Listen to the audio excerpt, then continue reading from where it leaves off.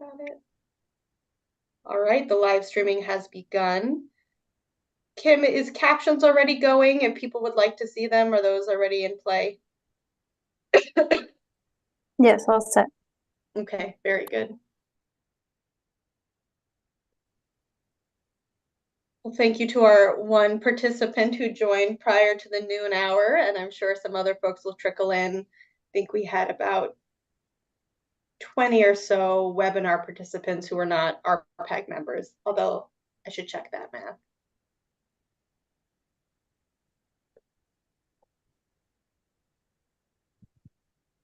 And for the presenters to be aware, it's Will who's doing the screen sharing, so he'll be behind the curtain, moving things along at your guidance.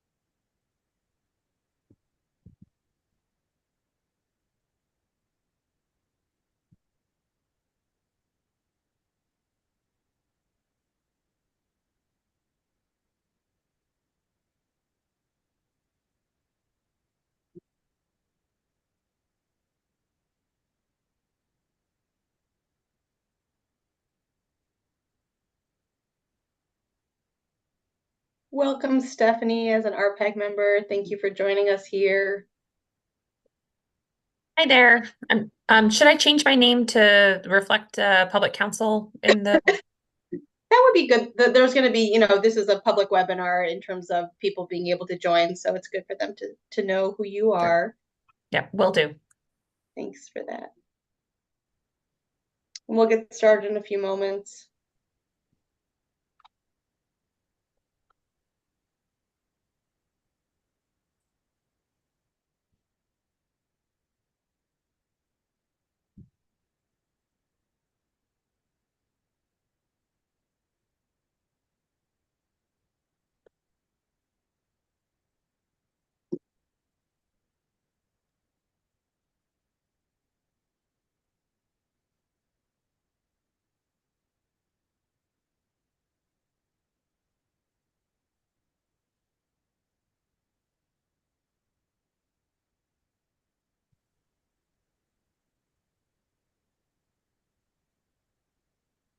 Welcome, everyone. We'll get started in a few moments here. Thank you for all the Resource Planning Advisory Group members who are joining us, as well as members of the public and the community who are here. It does help when you are able to update your username. Great. It does help when you're able to update your username to show your affiliation, so people watching this can know who you are. If you have trouble doing that, someone on my team can help update your name for you.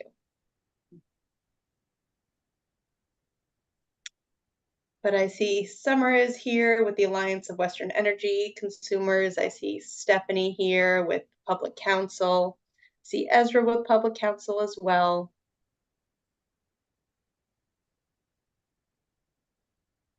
Scanning through my list.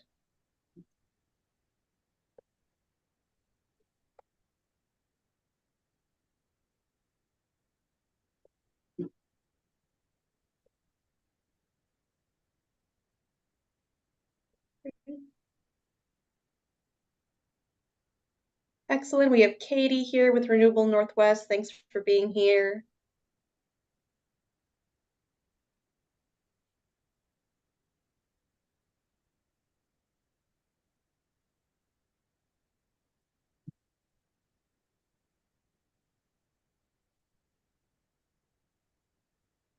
Great. Megan, you're here. For some reason, I thought you were going to be a few minutes late, but in fact, you're early. So thank you for being here, Megan.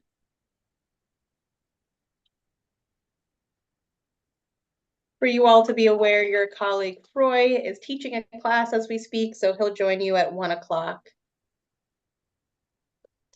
People are trickling in. We'll let them come in. We're updating some names and we'll get started in a moment.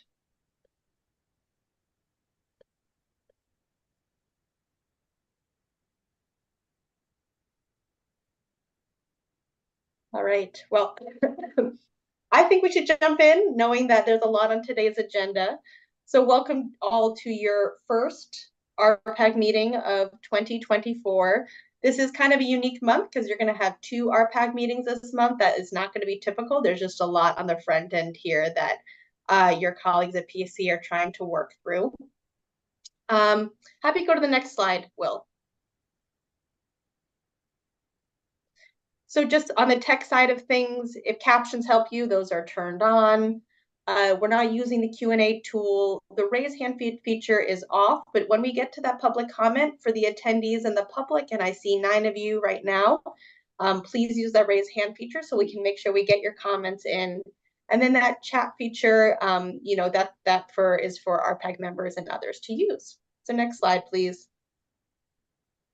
So our safety moment has to do with extension cords. So never plug an extension cord into another extension cord, that daisy chaining thing. Make sure they're properly rated for their intended indoor-outdoor use, and plug an outdoor extension cord into a GFCI outlet, which I had to look up, and those are the ones that are okay for outside and water. And then discard frayed or cracked cords. So that's your safety moment. Next slide. My request is always just be constructive and courteous. Remember, this is going to be on YouTube and it's a public webinar, so define those acronyms. The feedback form, and if I can have Kim just drop the link to the feedback form.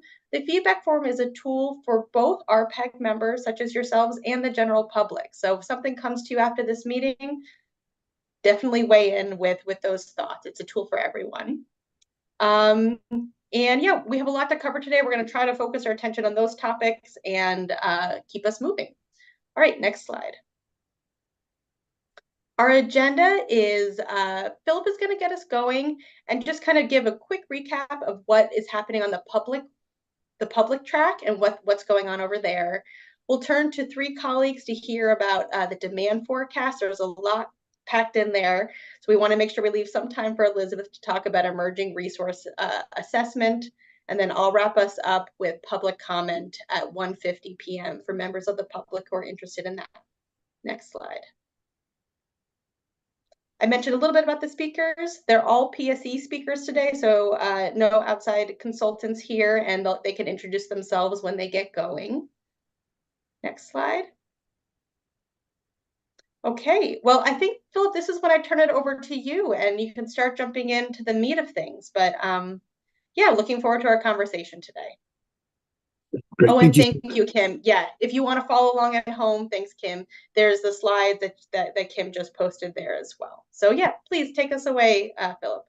Great. Okay, thank you, Sophie, and thank you all for joining us here today. We'll be hopefully you've had an opportunity to review the slides. We'll be talking about load forecast. Definitely are looking forward to having a discussion about some of the uncertainty that we're seeing in especially the electric vehicle forecast. So looking forward to a good dialogue about that. And then Elizabeth will be, so that'll be Lauren and Stephanie and Allison. I am working from home today with the weather. I didn't want to try it. And since it usually works fine at home, hopefully we'll be okay. Might have to switch to my phone. But I'm disappointed I didn't get to see Stephanie's body language because with some cold weather, she always gets excited that we get great data to fine tune the load forecasts, the hourly load forecast with new updated cold data. So I'm looking forward to see how our analytics have performed given this cold snap and all that. So that's going to be exciting. Anyway, but we won't see that today. So we'll talk about the load forecast, and then Elizabeth will talk about some of the emerging resources that we're working with Black and Veatch on. And once again, definitely want to get your input on some of that information as we go along. So you know, you may recall that we were going to file a petition at the commission to request an extension of the filing date to be in March 31st of 2025. The commission granted that, so we've updated the work plan to reflect that. So you can find that online as well. And then, yeah, if there's any concerns with some of the specific dates that we have lined up, let us know. You know, with enough advanced warning. Hopefully it's not inconvenient to everybody else, but sometimes I know we've often had like big regional meetings get laid on top of ours, or like an important commission workshop or meeting or something laid on top of one of our dates. So, you know, we'll manage around that. But hopefully we'll minimize that. So let's go to the next slide. So what I'm addressing here on this slide is the feedback on the public webinar that we had about hydrogen. I think that was a really good. I know I appreciated it. I listened in and everything, and listened to all the dialogue as well. Kind of take away from that, I think we heard very clearly that that maybe hydrogen is a good idea for peaking capacity, but that hydrogen has a lot of that there's concerns that hydrogen may have a higher value in other parts of the economy than in the electric system, but even for the gas utility to blend, because it might not, you know, there's a lot of issues with blending, things that would have to be figured out, especially whether it's cost effective and addressing any kind of safety concerns. So we definitely heard all that. I think that in this IRP, you know, as we go forward, I think we still have to look into that, as to if it's cost effective given the rules that we have. But as the updates for the federal tax subsidies have been updated, you know, I don't know. My guess is our cost of hydrogen, or the hydrogen cost forecast will probably go up pretty significantly. So, but I think that we have to kind of look at it. So we will look at it again in this IRP, I'm sure. In one way or another, whether it's going to be a base assumption, it's going to be a scenario, something like that. I think we can't ignore it, but definitely heard. And you know, I think we agree. There's a lot of issues that would have to be sorted out to whether you would blend hydrogen into the gas system. So we heard you. So let's go ahead and get to the next slide. And there we go. So maybe I'll just, we have lined up here Lauren Molander. She's our manager of the load forecast. And Allison and Stephanie are consulting analysts that report up to Lauren, and Allison works on the gas forecast and Stephanie works on the electric forecast. So I'll turn it over to Lauren. And I'm just going to interrupt real quick to say that we have intentional pauses after Allison does her portion and after Stephanie does her portion for Q&A with a discussion at the end. So you can add your questions in the queue, but you know, we'll hold off until those pauses. So Lauren, take us away. Yeah, perfect. Just want to do a sound check really quick. Okay, great. Hi, thank you. Hi, I'm Lauren Molander, as Philip mentioned. I am the manager of PSE's Load Forecasting and Analysis Group. As we talked about, Allison Jacobs is also here with me. She's the lead of our natural gas demand forecast, and Stephanie Price, who's the lead of the electric forecast. I'll start us off by providing some background information regarding the forecast assumptions. Oh, and if we could advance to the next slide, that would be great. Thank you. So I'll start us off by providing some background information regarding the forecast, and then Allison's going to present the gas results, followed by Stephanie presenting the electric results. And then I'll wrap up our portion of the agenda with one more slide that discusses next steps. As Sophie mentioned, we're thinking a pause after Allison's section and another pause after Stephanie's for Q&A and some discussions. That would be great. All right, next slide, please. Okay, so some of the basics just to set the stage for our discussion today. The demand forecast for this 2025 IRP is for the years 2026 through 2050, and it represents the results for PSE's respective service areas in their entirety. We're presenting the results of the base or reference case, which reflects what we call business as usual assumptions, and I will go into more detail about that in a moment. But the big asterisk for this presentation today is that these results are all what we call before demand side resources. So demand side resources include things like energy savings from building codes and appliance standards, savings from PSE energy efficiency programs, demand response, and other things like customer solar. So this before demand side resources forecast is an input into the IRP analysis. The IRP analysis and process ultimately determines the amount of cost-effective demand-side resources to apply to the results that you're seeing here today.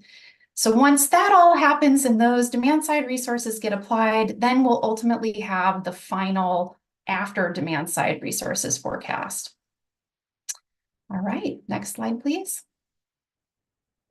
Okay, so a little bit more about what we mean by base or reference case and what's included in these results, and probably just as importantly, what's not included. What we mean by business as usual is that these forecasts reflect impacts of policies that are currently in effect or on the books to go into effect. So in terms of building electrification, we do include impacts of numerous policies that currently are in place that affect new gas customer growth and usage. And Allison and Stephanie will go into more detail about what those are and how those impact the forecast.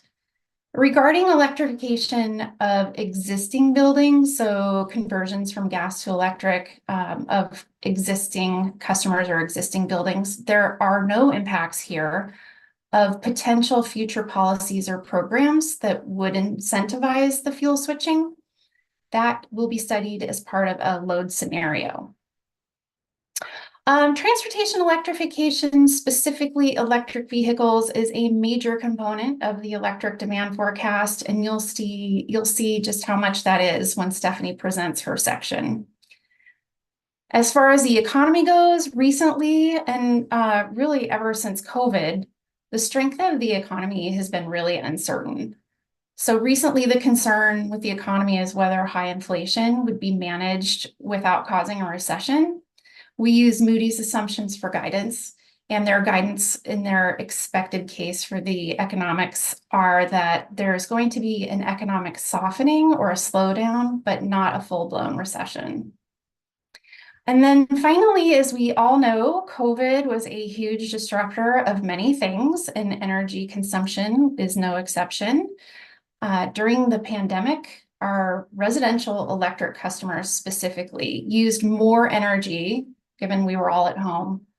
And we've been expecting their usage patterns to revert back down to pre-pandemic levels, and they haven't.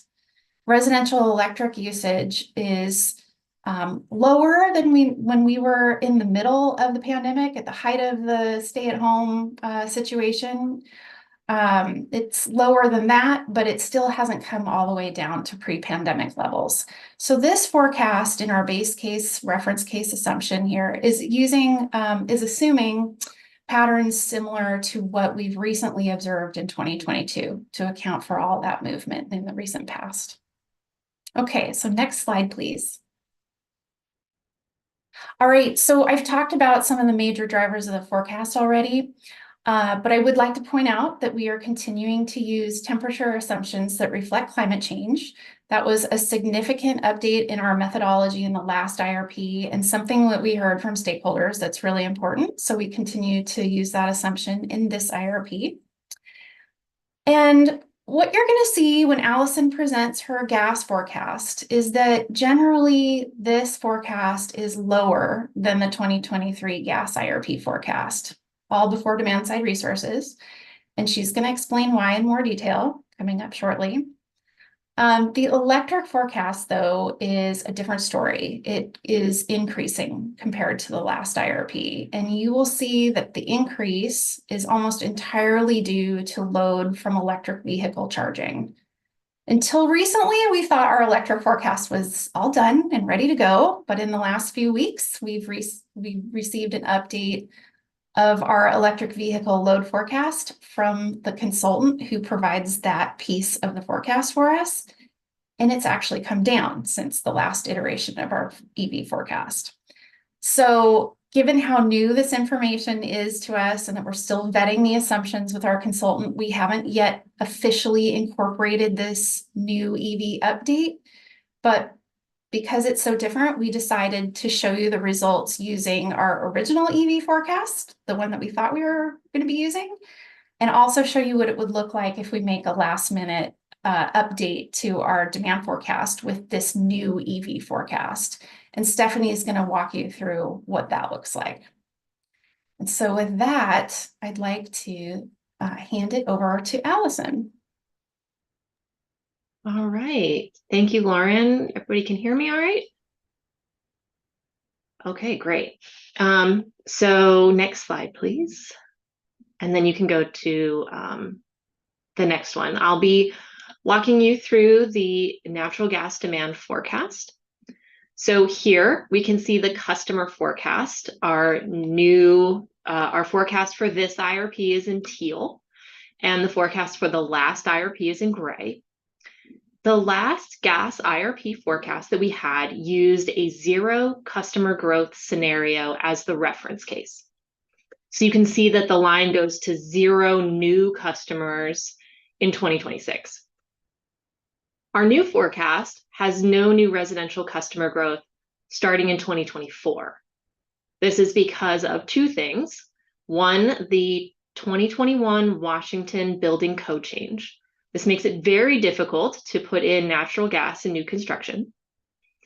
Secondly, PSE has updated its line extension policy so that customers who want to put in natural gas in new construction are going to have to pay that full cost of extending that line as an upfront cost.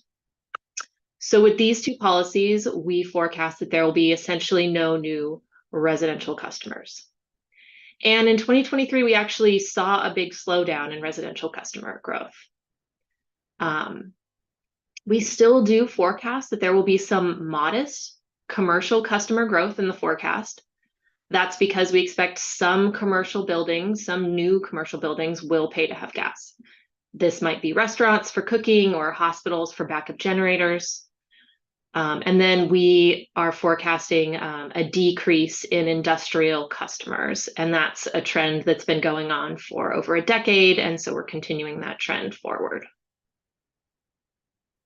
So next slide, please. So here we're looking at the composition of the natural gas energy forecast. As you can see, this forecast declines over time. That's because we have warming temperatures in the forecast. There's no growth from residential customers, but you can see that small amount of growth from non-residential customers, that kind of little dotted wedge in that orange section. And again, we have no new DSR here. Next slide. Here we're really comparing this new forecast with the previous forecast. And so you can see that our new forecast is down about 8% in 2050. That's because we have fewer residential customers in this one. So the fact that we cut off residential growth in 2024 compared to 2026. So that 2 years of extra residential customers, that's what's missing. So that's why it's lower. The forecast declines over time, again, because we have those climate change assumptions and we have that decrease in industrial usage over time. We expect this forecast to go down even more once we've added in demand-side resources. So you can see that gray dotted line, that's what we had from the 2023 IRP forecast once we added DSR on. Next slide. Here we've got the composition of the peak forecast. So you can look at the bottom, that's the residential peak usage. That's at a design peak temperature. That design peak temperature is held constant throughout the forecast period. We have no new customers. We have no DSR, sorry, demand side resources. And we have no assumptions of electrification of those existing customers. So all of that means that it should be flat, and we see that it is. Then with that non-residential portion, you can see that that's increasing slightly over time. And again, from those few new commercial customers that we have. And then next slide, please. So here we've really zoomed in to kind of see that difference between the previous IRP forecast and this one.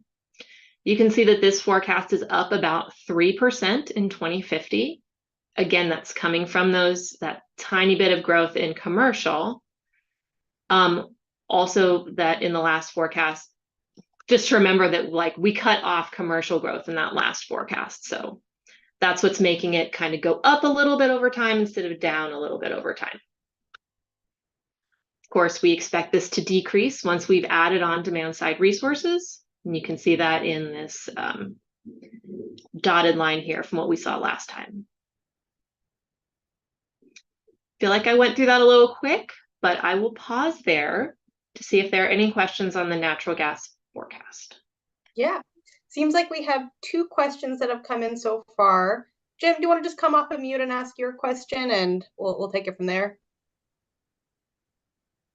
Sure. And actually, I have a couple other questions, but I'll hold those. The one I put in the chat is just you talked about assuming no new gas customers. I was wondering if you project some level of decrease in your gas customer count to reflect building turnover, where the new replacement building would be all electric. Yeah, good question.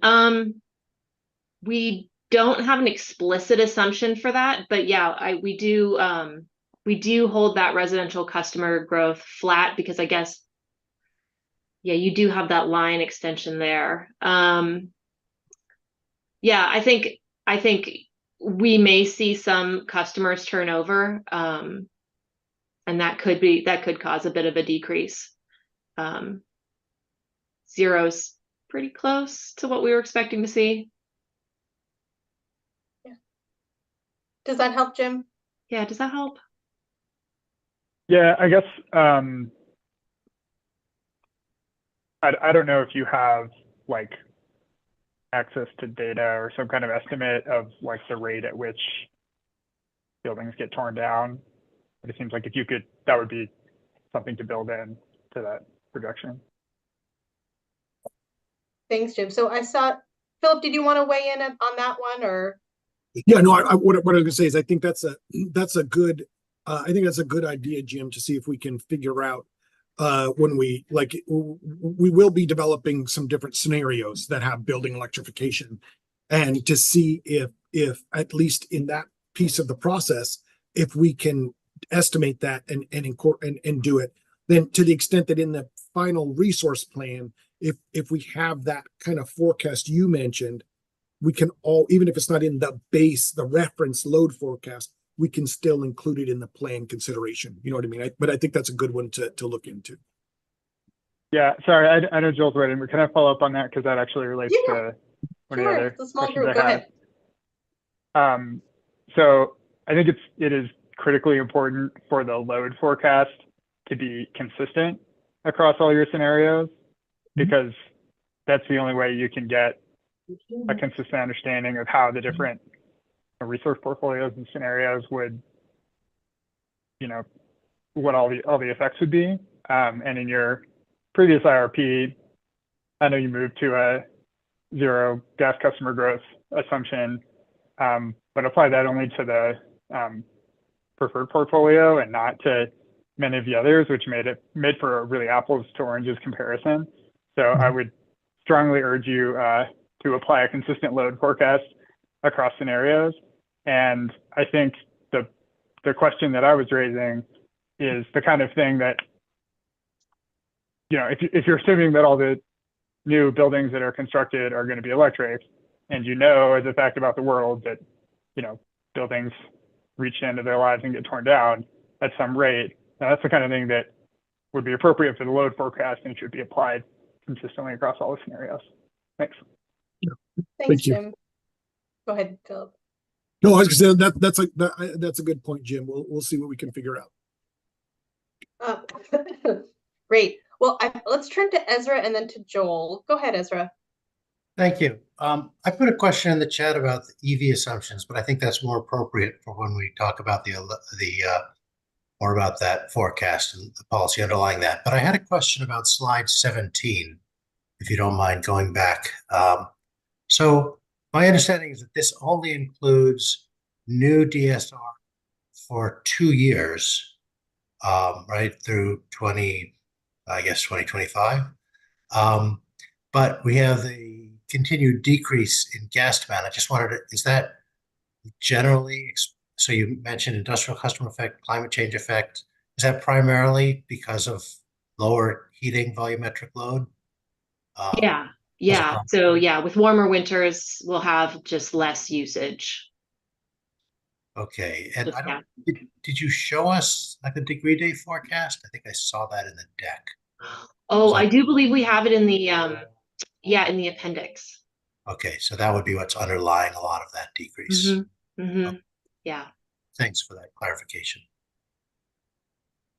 Great. Thanks, Ezra. And I'll get someone on PSE to drop that appendix page in the chat. So next we have Joel. Go ahead. Thanks, Sophie, and Allison for this presentation. I had some concerns I wanted to express that are somewhat related to what Jim was discussing earlier.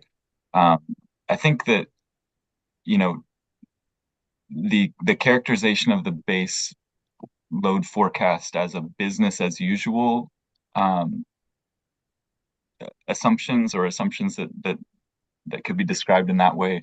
You know, I often think about it as more of like what we expect to see, kind of given what we know or we think is likeliest to happen.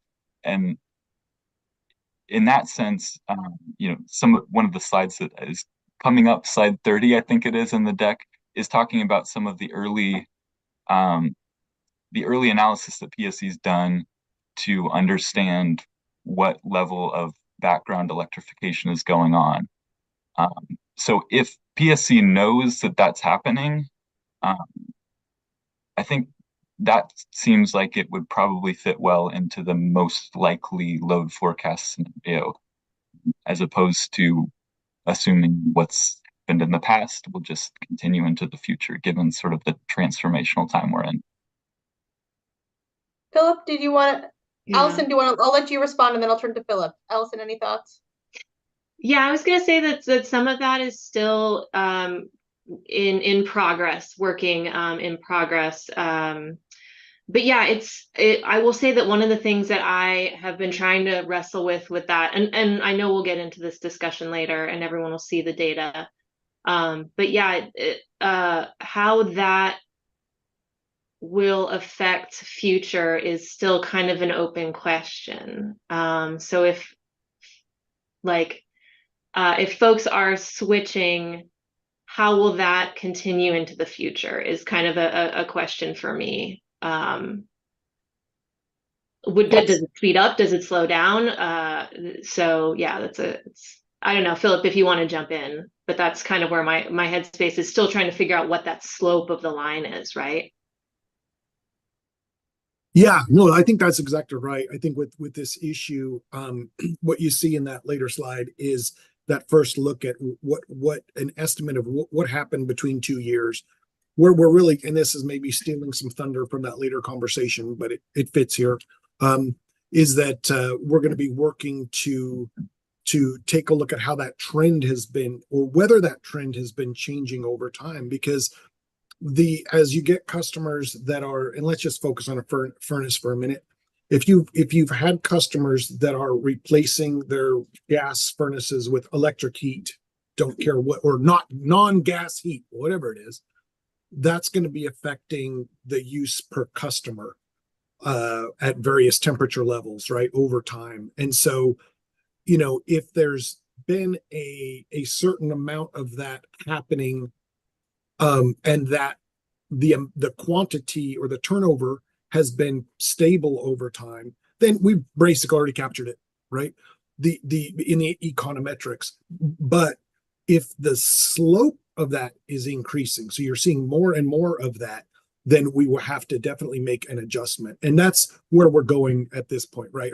I wish that we're able to bling and we have a perfect forecast with everything already figured out, but it's going to take some time to sort that out. So what you're seeing in that one slide, this is our first look at using that historical billing information to try and identify what's been happening, right? We need to know, is this a huge number? Is it a small number? What has it been looking like? And now we're going to be, our next step for the rest of this year is going to be really digging into that, looking at historical trends. And then even going a little further, to the extent we're going to be looking into different information systems that might help us mine that data and do it even better. So I'm thinking this is a continuous improvement process with the load forecast. We'll definitely be looking through the end of the year. We'll get some better data, maybe even lots better as we go forward. So, but absolutely, I think this is a good conversation. This is the kind of thing we want to hear, like what Jim suggested with, hey, let's take a look at the buildings, sort of tear down rebuilds. I don't know that those will have to go all electric. I don't know I don't know off the top of my head. I don't know how the building codes will deal with that and how that'll all be affected. So I'm not ready to say, yes, every house that gets torn down and rebuilt is going to be all electric. I don't know if that's true, but I think it's absolutely a really good thing to be looking at. So we certainly will. So that's part of the reason why it's good to have these conversations, getting some really good ideas from you folks that we haven't thought about. Great. Let's go back to Jim, and then I'm going to do just a sweep around the room to see if anyone else has any thoughts. Go ahead, Jim. Thank you. Yeah, this is my last question in this section. Similar to Jill, I would support incorporation of naturally occurring electrification at whatever level you're able. Appreciate that y'all are continuing to dig into that. And I guess a question that I have is sort of how much of the progress that Allison and Philip were describing can we expect to make it into the load forecast here, recognizing it's going to be iterative. We'd definitely like to see this reflected in the final load forecast to whatever extent possible. And the question that I had kind of related to that is, you mentioned not incorporating policy assumptions to the rate of electrification of existing buildings. And I recognize that you framed that up as saying, not going to incorporate potential future policies. But my question is, have you been able to incorporate existing policies and funding sources, for example, the Inflation Reduction Act, that we know to be contributing to some of this electrification that we've been seeing? Thanks. Yeah, so it sounded like there were two questions there. I'll get to the second one first, which is things like the Inflation Reduction Act and whatnot. That's going to end up changing, really affecting things like demand side resources. And it's hard because it's like that's kind of how that's just going to come in here. It's going to change things like what would it cost someone to upgrade to a more efficient furnace, things like that, if they're going to switch. So that will come in as part of those demand side resources. I think your first question was kind of to what extent can we expect research to affect the load forecast? And I'll turn that over to Philip because that's more of an IRP timing question. Yeah, I think that so like I said, I think that we already have, there is in the underlying trends, there is something about that we've at least see there's a year where we clearly identified that there have been customers that have been switching off of gas customers have been switching off of gas heat, right? So we've seen that. Now that there's a component that's already built into the load forecast because of the underlying trend in the data, right? What we're going to dial in on is better understanding the if that trend has been changing over time, so ought to make an additional adjustment. But also just want to make sure that when we say we're doing this is the reference load forecast, we're thinking about it like, well, we have to start somewhere. Is this going to be is the one that we're presenting here going to be the basis of the resource plan? Well, maybe not. It wasn't the basis of the resource plan in the 23 gas IRP, right? We changed to the no gas growth one. I think what I heard you say, Jim, was, yeah, but your electric forecast, didn't reflect that too. That's a good point to say, let's make sure that we're connected. So when we go forward, we have a starting point, right? And then we're going to start taking a look at scenarios. We're definitely going to be making sure that we are having the scenarios between the electric and gas that we're going to study are consistent. And kind of one of my takeaways from what you said was, yeah, and then let's make sure on the back end when you figure out the preferred portfolios, that it remains consistent. So that was kind of my takeaway from your suggestion. So now the research that we're talking about here, we're going to take a look and see the trend, what's been happening trend wise with customers, if there's what the slope of that line looks like, customers migrating away from gas heat.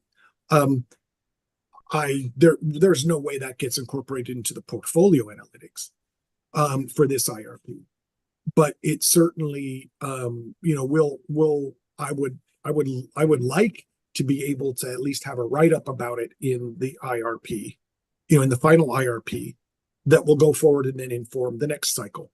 You know what I mean? So yeah, we're not going to stop. We can't really stop the presses at the end of 2025 or at the end of 24 and say, stop, go back and redo everything. We don't have the time to do that, but it will certainly help improve on a kind of a longer term going forward basis. So before we turn to Joel, I just want to see Katie, Summer, Stephanie, John, or Kate, or Dan. Did any of you have something you want to say or comments, questions from that group? Okay, let's turn to you, Joel. Thanks. Yeah, I just wanted to highlight two things. One, that in the 2023 IRP, I think, putting in the zero customer growth was, that's a sensitivity that helped kind of illustrate what could happen if that was the case.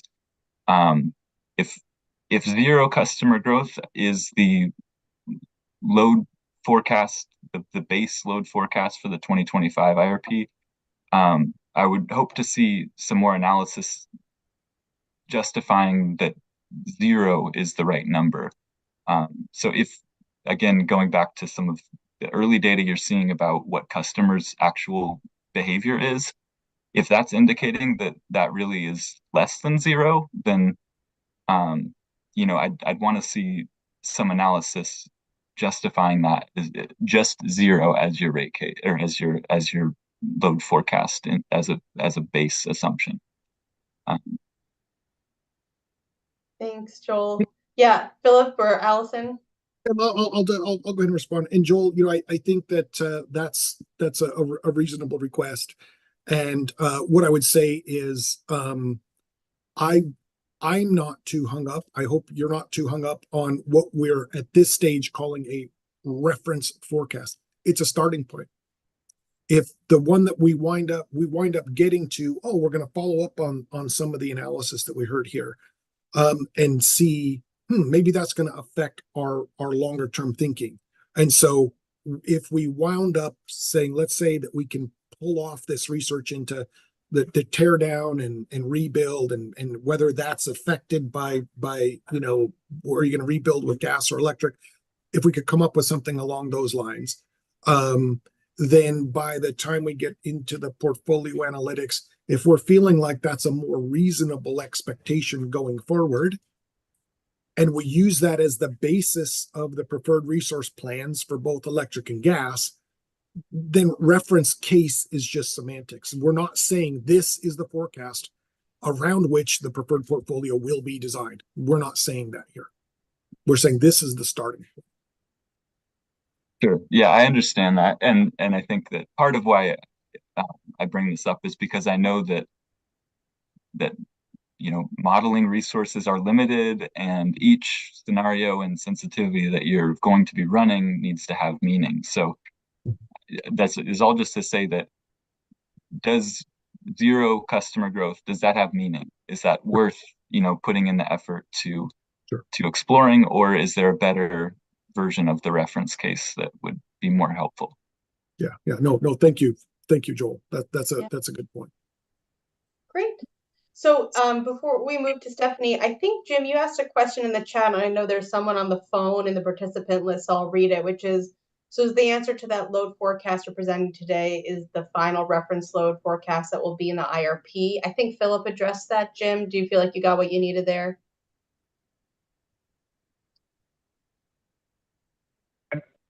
No, I don't feel like I got a clear answer. My question is just, is there any room for the reference load forecast to evolve between now and the final IRP?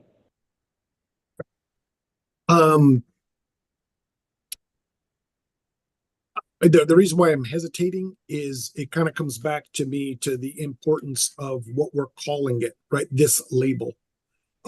If we are able to kind of follow up on your suggestion and get some numbers in there, I would say it certainly can be, it may certainly be incorporated into the load forecast that underlies both the electric IRP and the gas IRP. And I suppose if at that point I can change the way we describe it, as instead of, oh, this is a scenario, it's actually the reference, the new reference, then that is what we could certainly do. But I think at some point it's kind of a semantics discussion that we're starting. This is where we are starting. There's no doubt about that, right? Is it where we're going to end for all of the portfolio analytics? No, it's not. So kind of our fundamental view of what the future is going to be like certainly may be affected by the work that we do between now and the end of the IRP. So this is what we call reference case right now. Is it going to be our base assumption upon which both resource plans are based? No, I think that we have to go through all of the work that we're going to go through, and then kind of make that decision sort of as we go along. Does that help? Yeah, thank you. And I just wanted to clarify what I was saying earlier. I wasn't necessarily talking about consistency in the forecast across the gas and the electric IRP, but within the gas IRP, if you have the preferred portfolio using one load forecast, and then you have other portfolios to which is being compared, like the electrification portfolio that was included in the 2023 IRP using a different base load forecast, you can't compare them. No, I totally agree with you. And that is, I think that's a challenge when it comes to being really thoughtful about how you use the various scenarios. Because I think in some cases you're looking at what is the impact of something, of a scenario. What's the impact of that scenario? Then if you want to do a bunch of sensitivities off of that, when you have scenarios that have different fundamental long-term outlooks, comparing across those starts to become, it's interesting and helpful, but it's not the same as saying, okay, I have one scenario and I'm going to dial in and ask some sensitivities around that scenario. And so I think that if I, after this discussion, coming back to your comment, I think that you would ask if we're going to do that kind of work. It usually happens more on the electric side, looking at these various sensitivities, right? Portfolio sensitivities. which load forecast are we going to really dial in on to do all of that work? Then we'll definitely be really thoughtful about that. And it may not be the ones that you're seeing here as a reference. It might be, oh, we heard, we got your feedback, we made some edits. Here's the one that we're going to work on. So, yeah, I mean, we'll take this feedback in and we'll see. But again, I think that's good to be thoughtful about, to say, okay, let's make sure when we get to that point of developing these different sensitivities that you're gonna do sensitivities to pick which of these portfolios you're gonna do. Let's be real thoughtful that we're thoughtful about the load forecast and especially the consistency. I'm thinking the consistency between. Very good. Well, I want to make sure we have enough time for Stephanie and then for you all to have the discussion as a result of the EV data. So with that, just thank you so much, Allison, and let's turn it over to Stephanie now.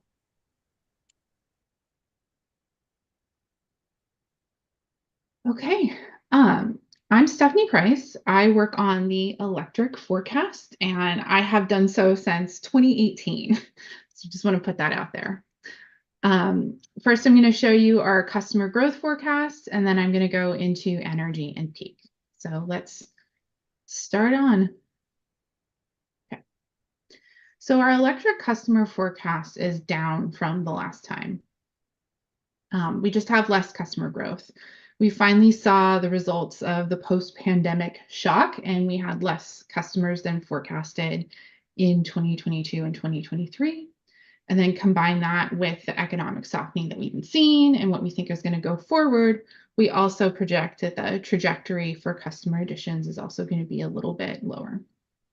So usually the rule is less customers, less load. So keep that in the back of your mind. Let's go to the next slide. Okay, so with the electrification topics and discussion, I think our forecast is becoming a lot more complicated. So what I'm going to show you first is the forecast that we develop here at PSE before electric vehicles and demand-side resources, and then I'm going to show you with EVs. So what we have here is energy demand. About half of our load is residential, the other half is non-residential. We start out in 2026 at around 2,600 average megawatts, and then we grow over time to around 3,300 average megawatts. If you are checking stuff, this forecast corresponds most closely with the actuals that are reported in the FERC Form 1, Section 401B. So we do not include transport or open access tariff customers in this amount. Let's go to the next slide. So here you can see we have a juggernaut coming. The electric vehicle forecast in the long term can be almost as much load as we think of for our current residential. So what happened is we developed this forecast in like mid-2023. We thought we had everything done, wrapped up, and then late December, we get an update from our external consultant Guidehouse, who develops this forecast, and it is materially lower. So in the interest of transparency, I'm showing you what the forecast with the dashed line would be if we updated to this new EV forecast.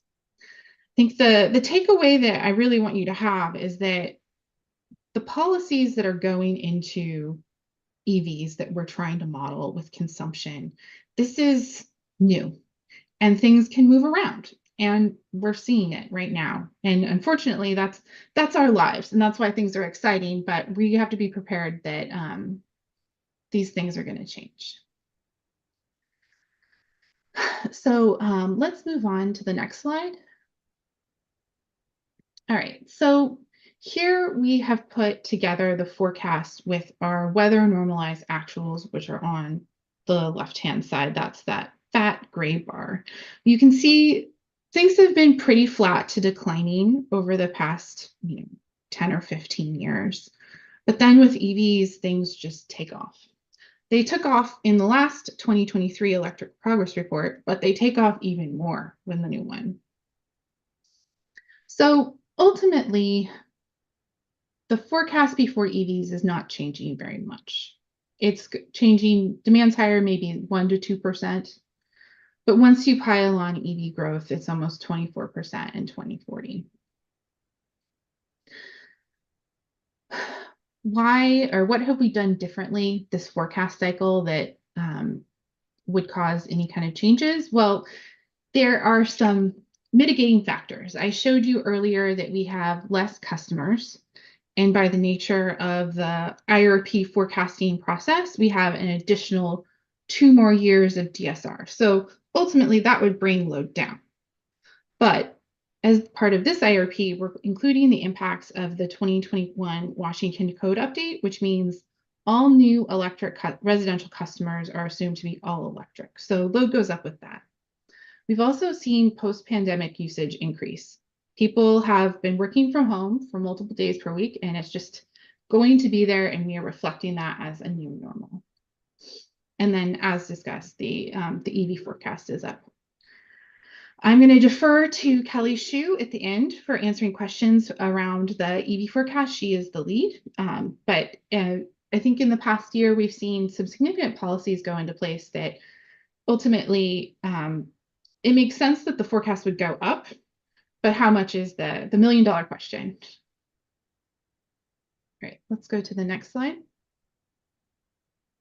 So I was just describing energy demand. Here we have peaks before electric vehicles and demand side resources. Winter peaks are slightly lower than the 2023 Electric Progress Report, and summer peaks are slightly higher. We start out at around, I want to say, 4,600 megawatts in 2026 at winter peak, and then we grow to around 5,800 megawatts in the long term in 2050. In the summer, we start a little bit lower. We are at around 4,000 megawatts forecasted in 2026, and we project that to grow to 5,600 megawatts before 2050. So if we had no demand side resources, aka no impacts from codes and standards, no energy efficiency, no DR, and no electric vehicles, we would still be a winter peaking utility, but the distance between the two has gotten a little bit narrower. So let's go to the next slide. So again, the same story as energy. You can see that electric vehicles by 2050 could be the primary determinant of our peak. That is really scary for me to think about because when you talk about end-use electrification and EVs, getting that timing right in terms of how you might manage stuff is very tricky. So that means that the forecast that we've included here, both in the solid black line and the dashed line, that does not include management of EV programs. That would be like TOU pricing or other types of incentive programs. That will be part of the CPA and ultimately the demand side resources and DR that we combine with the final forecast.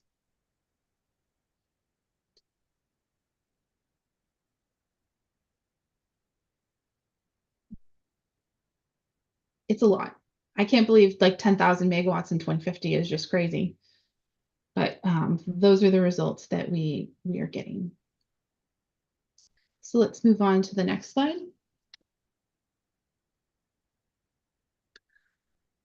Okay, so we can see that the winter peak has been flat or declining over the last 15 years.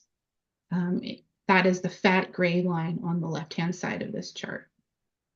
Whereas we project growth to happen pretty fast, particularly the inflection point is after 2030. If you look at the forecasts before EV growth and DSR, we're 1 to 3% lower, but when you include EV growth, we're higher by 28% in 2040. It's huge. So winter growth is primarily driven by, like I said, electric vehicles, new customer growth, and the 2021 Washington Code update I mentioned, which is forcing up that heating sensitivity. So just also keep in mind, if you are thinking, oh my gosh, they don't have DSR in here, what does that actually mean? So the dotted line below the gray solid line is the results from the last electric progress report. We could assume that we would have a similar impact this time around as last time. However, demand side resources are probably not going to fully mitigate the electric vehicle growth we see in the system. All right, let's go to the next slide. Okay, so for summer peak, the story is a little bit different than winter peak. Over the past few years, we've seen a considerable acceleration in the summer peak. You can see that by the weather normalized actuals, the fat gray line. My theory is everybody was at home during the pandemic and people wanted AC. It's not fun to sit and stew. So we saw a significant amount of increase in AC adoption, and we expect that that's going to continue in the future. Maybe not at the same rate, but it's going to be there.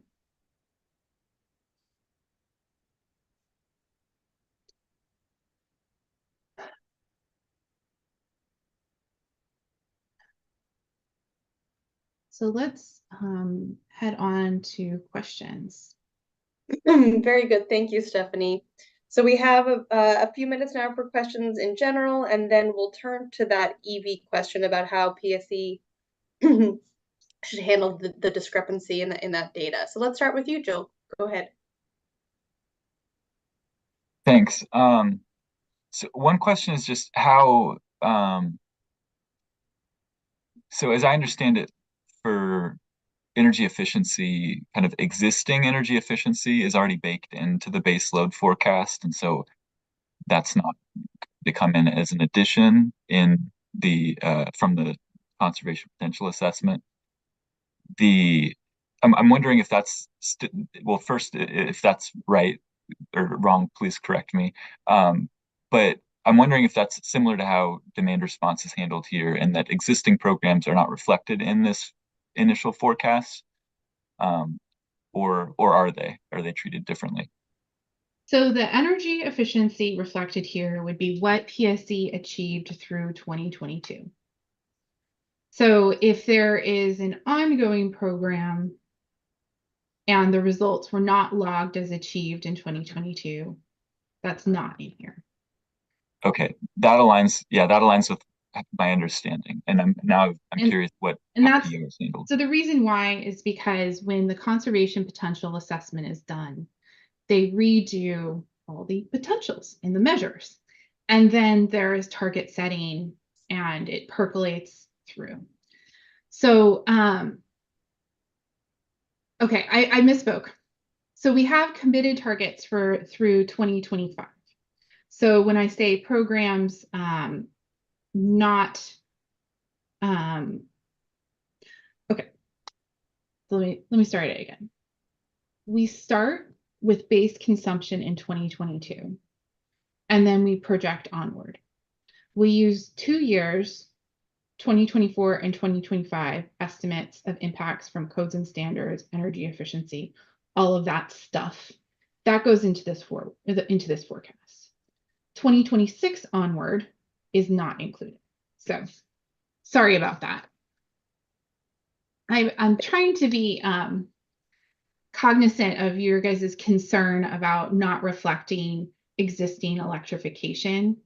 And so since we're starting with 2022, we are reflecting everybody who's done something up to that point at minimum, and then the amounts from codes and standards and energy efficiency for our committed targets are added on top of that for 2024 and 2025. Thanks for that, Stephanie. Joel, did that help? It helped from the energy efficiency side. I guess my My main question is more about demand response. Is there some level of demand response that's baked into this initial forecast, or is all of that still to come? So demand response has been pretty minimal through 2023. So it's not in our actuals. In terms of going forward, I'd have to check whether DR was in 24 and 25. I can't remember. I can get back to you on that.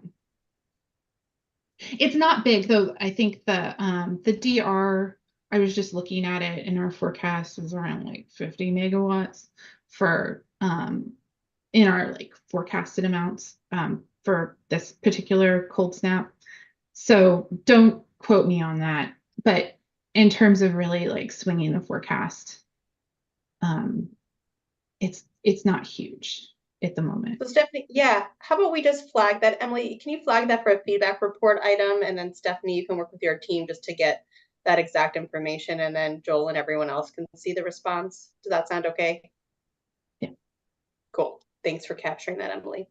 All right. Any other general questions on what Stephanie shared?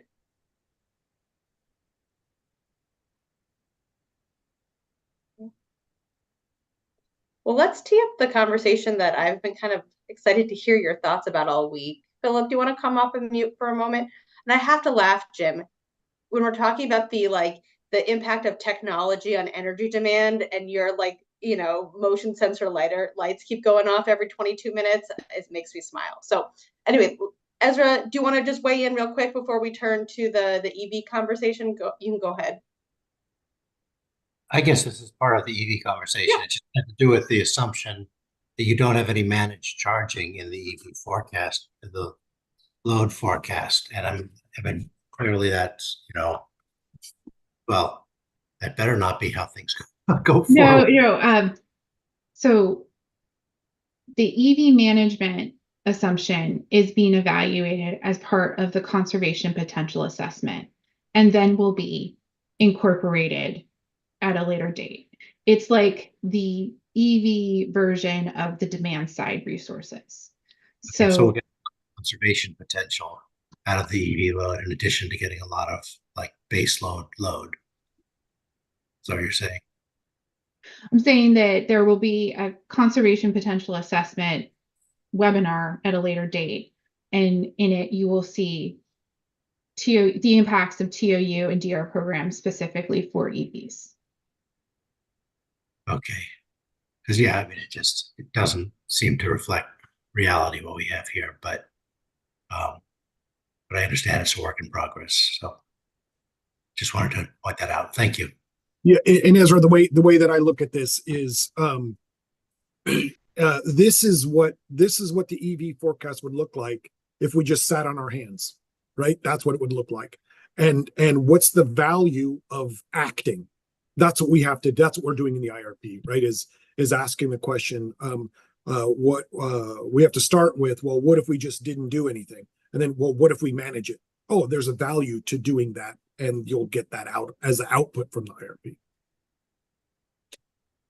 Thank you. Yeah. Philip, while you have the mic, do you want to just kind of lay out the question for RPAG members to respond to? Sure. When you see the forecast, that the change in that EV forecast being pretty significant, and we could get into some of the details if y'all are interested about what really changed, the details about what changed, and somebody can kick me if I'm off, but I think essentially what's changed is it's not so much that the number of vehicles, especially light duty vehicles, it's not that the number of vehicles changed so much, it's the use per vehicle changed. And then there's maybe there's a little bit of difference with the heavy duty vehicle, medium and heavy duty vehicles as well. I'll defer to my crew on that. But getting these external forecasts from of the EV forecasts, it's same consultant. We're getting them from Guidehouse. So this is a a good consulting firm, good solid reputation, and you're seeing this the EV forecast waggling around like this, there is just a lot of uncertainty about it.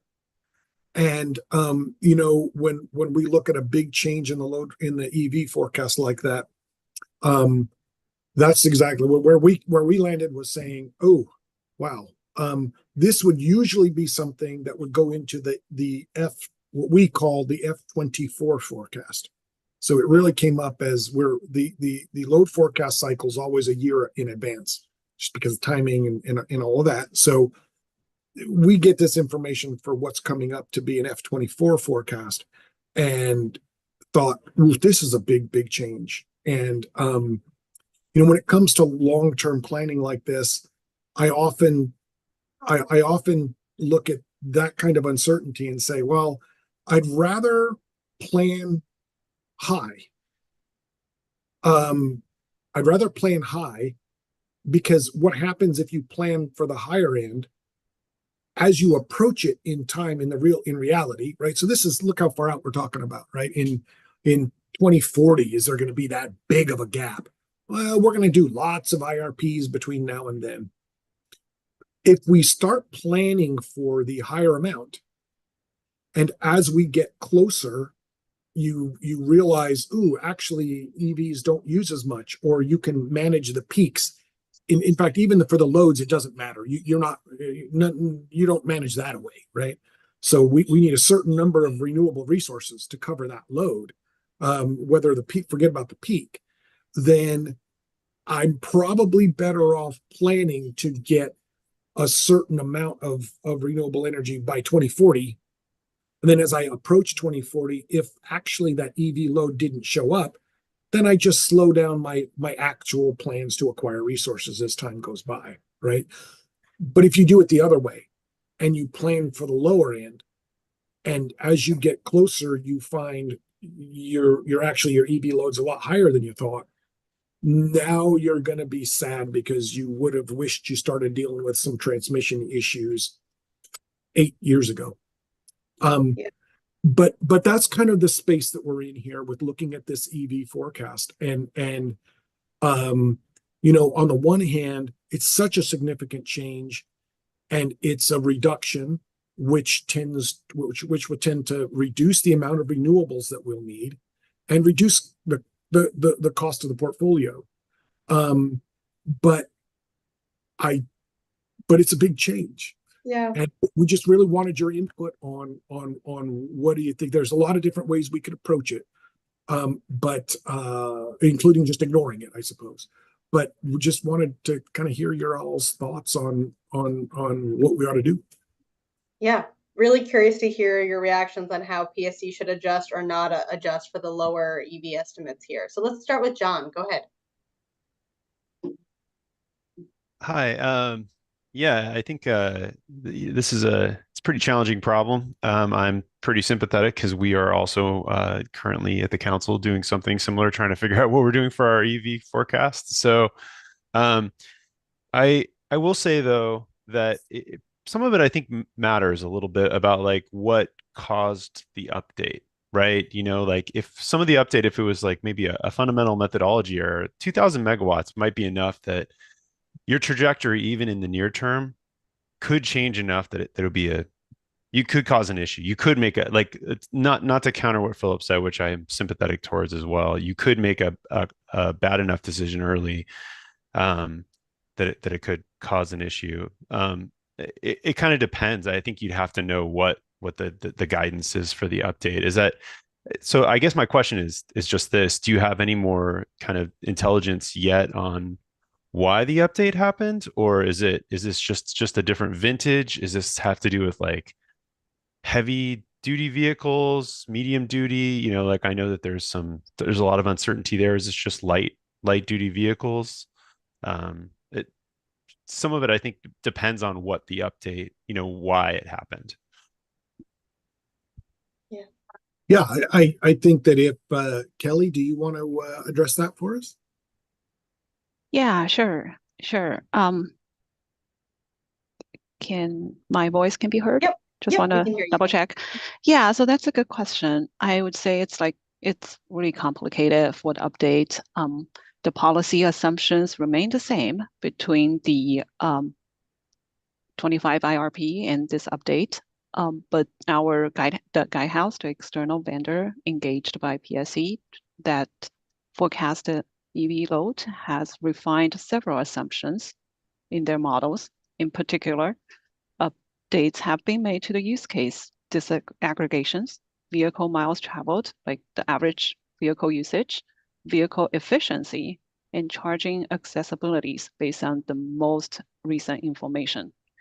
Just to throw an example, like the heavy duty vehicle, the semi-truck vehicle class has been disaggregated into short haul, long haul, and other use cases. It will reduce the average use of the vehicle for these vehicles by like 27% compared to the previous analysis, which will for sure lower the energy needs for this class. And for the light duty vehicles, there are updates on their average usage. Instead of 13,000 miles per year, it reduced to 9,200 miles per year, travel miles per year. So that will reduce about another 14%. And additionally, there are updates regarding to charging accessibilities and changes in fleet charging behavior. These updates assume lower residential charging and higher public charging, and the transition from the primary depot charging to corridor charging for fleets. So as a result, the load shape has also been adjusted. It's shifting the loads from peak evening times to midday. So considering all those facts, it's making this update to the previous analysis. But I just want to, like, everybody needs to be mindful that because of this really like relative new to the EV, we have limited historical data that's available for modeling. So a considerable uncertainty needs to be in everybody's mind, especially in the medium heavy duty industry. This forecast still is based on the existing driving behaviors and electrification expectations. But also I want to add, if there's more interest in these details, we are open to inviting Guidehouse for a special session to delve into the EV forecast model and the results. Can I see a show of hands or just thumbs if it would be helpful for Guidehouse to come, or do you feel like you're getting your needs met right now? All right, at least 3 people, 4, 5, 6, 7. Okay, well, someone will be getting a phone call from Guidehouse. Okay, and welcome, Froy. It's good to see you. Thanks for jumping in after your class.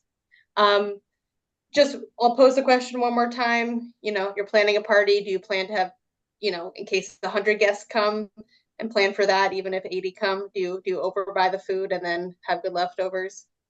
Any other thoughts on what's facing PSE right now before we move on? Yeah, John, another thought? Yeah, I really appreciate the explanation, Kelly. Thank you so much for the follow-up there. That makes a lot of sense to me. With that big of a peak difference, and I'm again sympathetic to the time that is required to do different scenarios.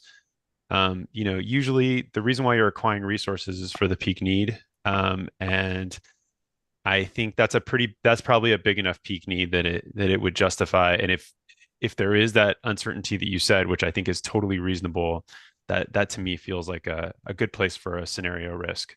And I would just evaluate both of them if that's the assessment of the PSE staff, is that those are kind of equally likely and that they don't know which one's better than the other unless there's, some way to tell. It could just be something that, again, you just do both of the analysis and you have the information and see if there's something at the end of the day that is robust between the two scenarios, and then you can feel confident moving forward.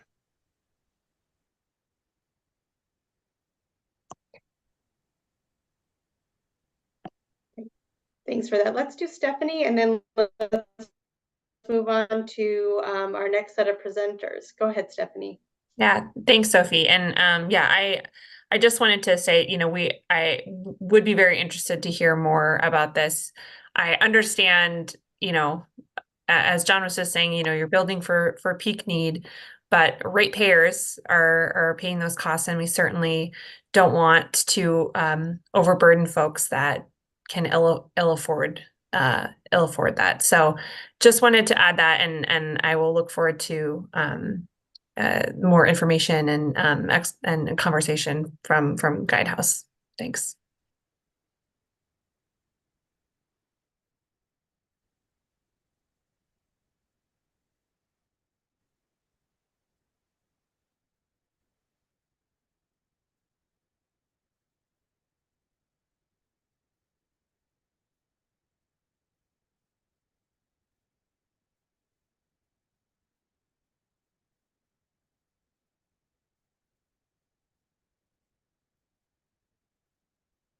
Like maybe So, yeah, did yeah, pause for a second. excuse Might just throw in a quick. did we lose Sophie? Sorry, Phil. No, I think did we? so. Yeah. Okay. Well, go ahead, Jim. I guess I'll facilitate. if we're waiting, No, go for it. I Yeah. mean, a quick. I look forward to maybe learning more from Guidehouse, but a quick initial reaction, just based on Kelly's description. The kinds of things that led to a downward revision of the EV impact, those seem more in the vein of, improving the sort of precision with which existing facts are described, right? Like disaggregating the heavy duty vehicle class, rather than, reflecting different ways that things could go in the future around which there's uncertainty. I am sympathetic to the things that have been said about sort of planning for the high end, but an initial impression is that these seem the kinds of things that could be projected with a little more certainty than other things that may or may not in the future. Yeah, well, unfortunately, I think I would defer that to Guidehouse, our expert, that explanation.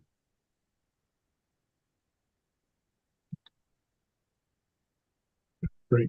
Yeah. Thank you, Jim. So I think that I think we're a bit over time, and I'm most definitely not the right person to be hurting us with time. I'm usually the one who ignores people that tell me there's a clock. But I'm not even sure I don't have the agenda open. Are we going to take a quick break right now for a few minutes, or do we want to continue moving forward? Hi, I'm sorry for dropping off. Can we continue moving forward? I'll have to yell at my husband for streaming a video or something, or who knows what happened. Elizabeth, I know I missed something, but are we good to have you keep going? Because I want to give you your maximum time. Yes, we can keep going. As long as everyone's good with that. Sorry, everyone. Okay. So we'll keep moving. So this next section, introduction. I'm Elizabeth Hosner. I'm the manager of resource planning at PSE. So really what we're going to be covering is the emerging technology assessment. This is looking at some of the technology readiness of some different emerging technologies. This is really intended to be more of a conversation around these technologies and what we will be putting into the 25 IRP. So just kind of some time frame of where we are. This is very much a work in progress right now. We are in the middle of putting together this assessment, looking at these different technologies, making some decisions on which technologies we should move forward with to model as the generic resources in the IRP. Some of the feedback we received through the 23 progress report is to do this emerging technology assessment. There's a lot of new technologies out there, in particular around energy storage. So what we did is we went to Black & Veatch, which is an engineering firm, and asked them to put together this emerging technology assessment.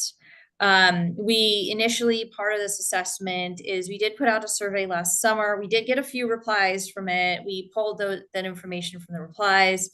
put together this initial list for Black and Veatch to look overall technologies, types of technologies to be looking at. They're putting together this kind of readiness assessment for us of like how far along some of these technologies are ready, anywhere from looking at putting up some sort of pilot projects or initial demonstration projects, all the way to they're currently commercially available, in operations and use.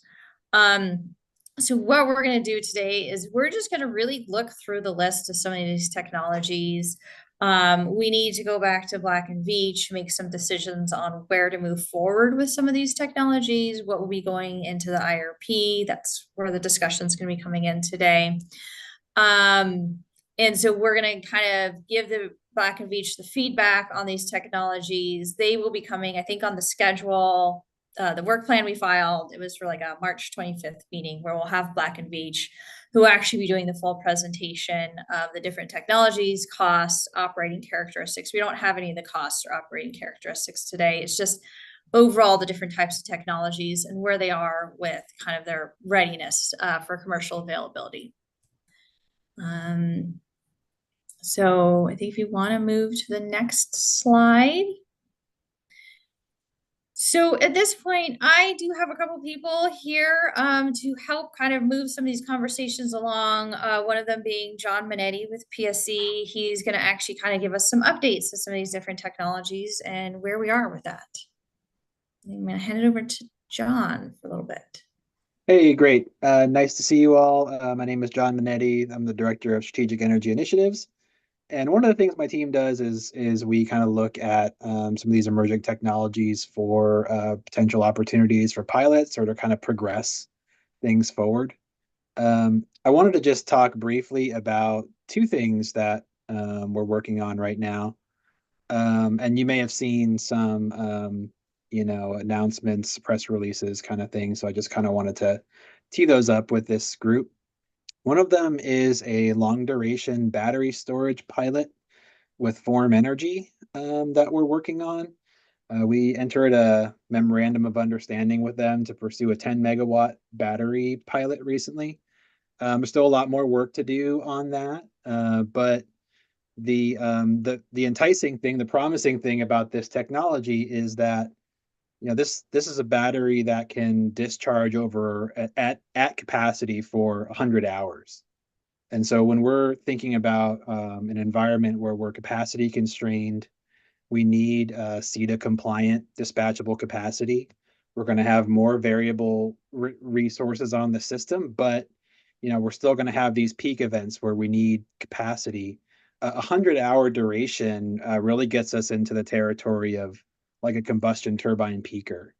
And, these batteries have been kind of designed with the operational characteristics of a peaker.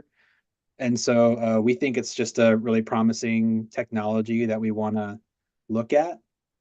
And, we're hopeful that we could bring something online, by 2026, but we're still, in the process of doing some kind of early phase development and commercial agreements with Form Energy. And they have, I'm sure many of you are familiar with their that company. They have a few other pilots announced in New York, California, down in the Southeast.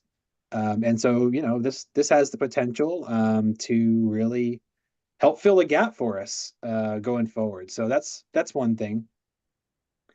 The other thing that we're exploring right now is advanced nuclear and SMRs.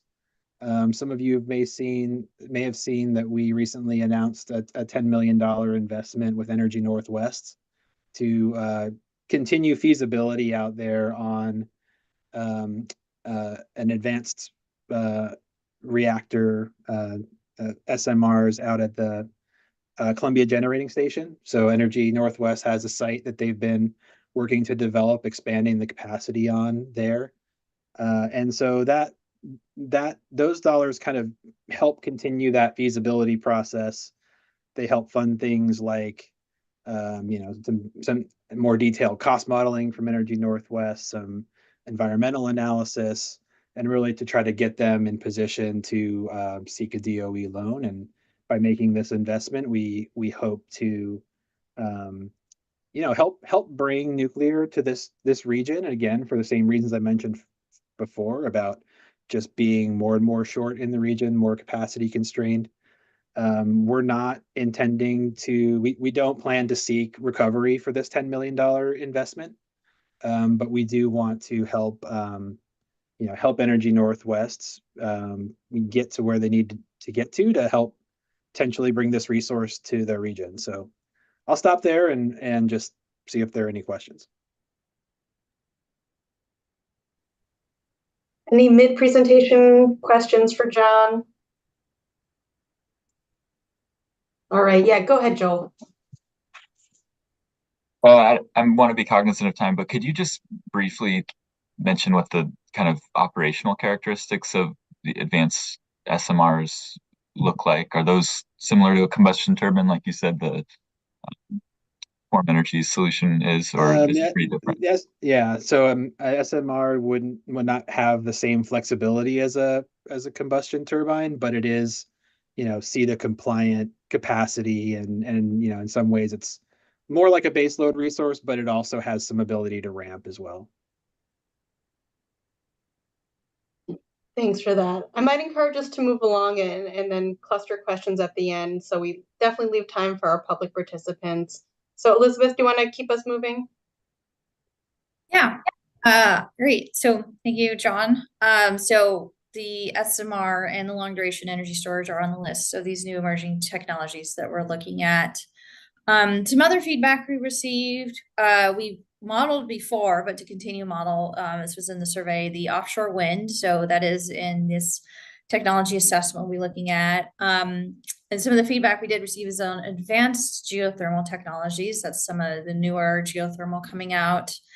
And on carbon capture and sequestration. So we do have that in some of these technology readiness assessment as well. We don't have that information ready today, but it is on the list that we're looking at as some of these emerging technologies. But what we are going to be talking about today is the energy storage resources. There's a lot of new emerging energy storage resources. And so we're kind of going to go through some of the initial lists. Have a discussion. This is where we need to start making some decisions of which technologies we're moving forward as the generic energy storage for the models. There's a lot of choices out there. So I think let's go to the next slide. Okay. So really what we were trying to do with energy storage is there's a lot of technologies out there. And what we're trying to do with a generic resource is looking at sizing. Sometimes it's really hard to distinguish some of the nuanced characteristics, differentiations between some of these technologies. They can be very similar in terms of their operations or costs. So what we're trying to do is distinguish between the sizing of the resources. And this is important to making sure we're meeting resource needs. That's what we're trying to establish, is how are we going to meet the needs?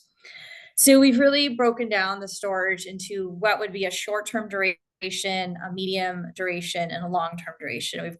We've got some definitions. There's no standard definition and how to define these. We looked through a couple other documents, how some other people define them. This is kind of within the range of what we've been seeing. For short duration, we're looking at something that's a 4 to 8 hours of discharge. Medium, we're looking around 8 to 24 hours, and a long-term duration is these multi-day energy storage. So in moving from the 23 progress report, we modeled lithium ion under short duration and a pumped hydro under the kind of the medium duration is what we had in the models. So we're expanding out the list to some more potential resources for the 25 IRPs. So there's a lot of resources on this list of where we can go with this. Some of them in various stages of readiness. So let's go to the next slide. And if I'm moving too fast, let me know. I'm just trying to be conscious of time.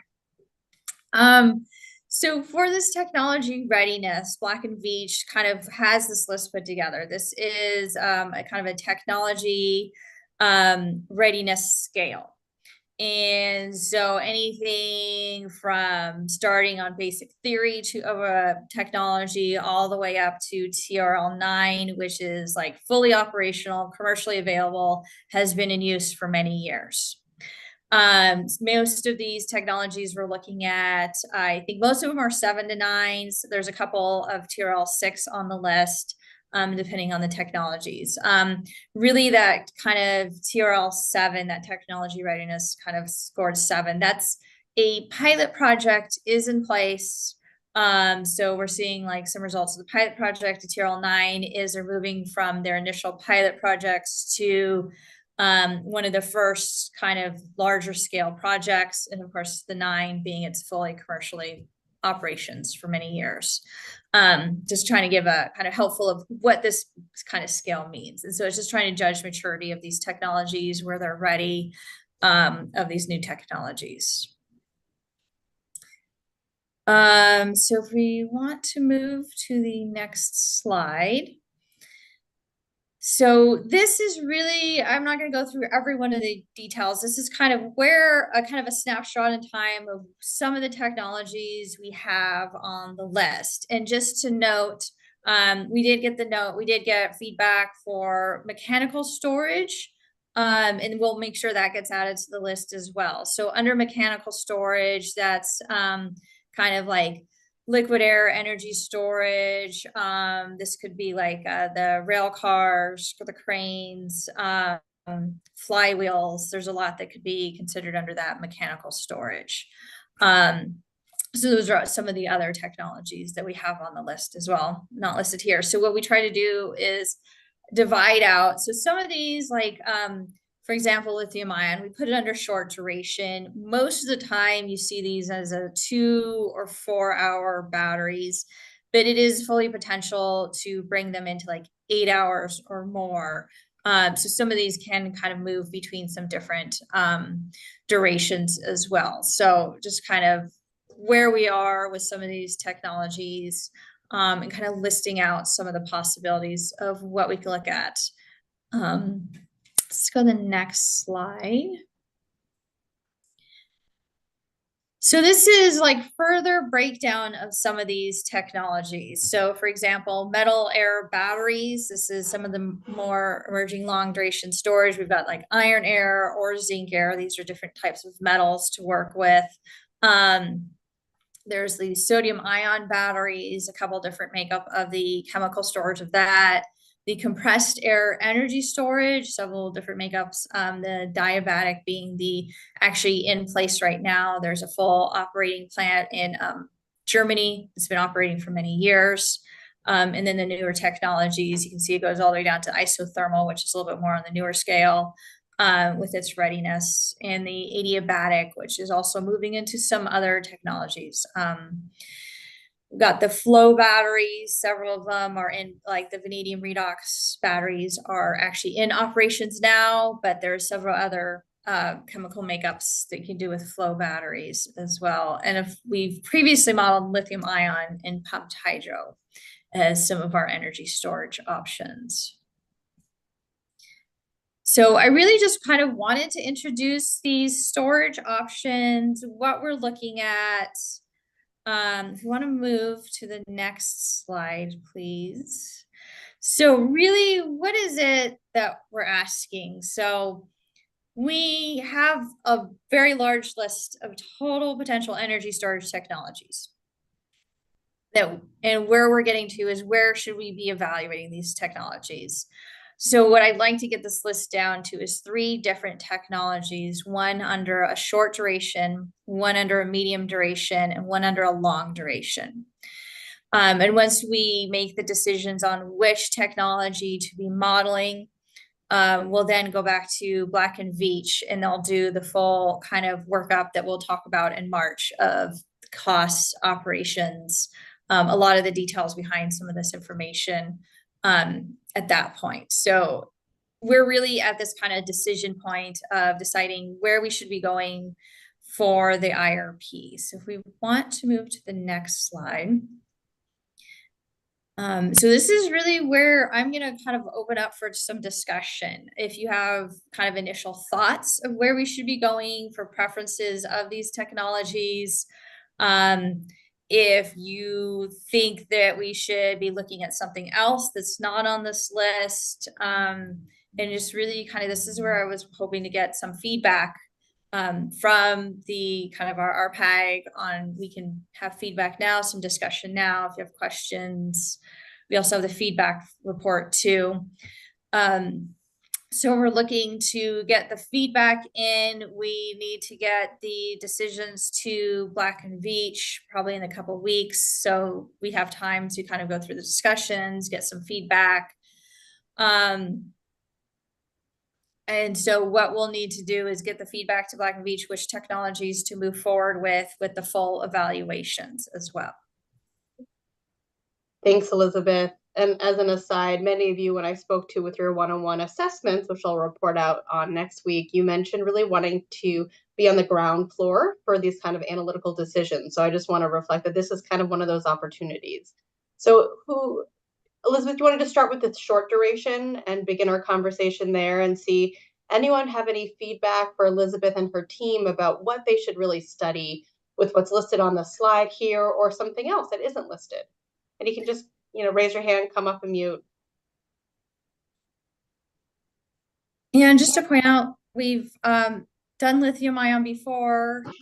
So that's the most commercially available technology. Sodium ion is it's a little bit newer. It's just a different chemical makeup as well. So yeah, kind of pointing out some things.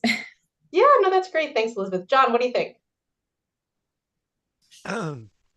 Well, I would say probably for a lot of folks, since you've done lithium ion before, it's probably easier. And that probably, well, hopefully would save you some time potentially in some of the research. But one question about the sodium ion, I'm not as familiar with that. Is there a benefit for either, I mean, from what you've heard, at least, I guess, because the assessment hasn't been done, but like, is there kind of a benefit in terms of like rare earth metals or something that would preference it over the most commercially available technology, which I also have heard is lithium ion.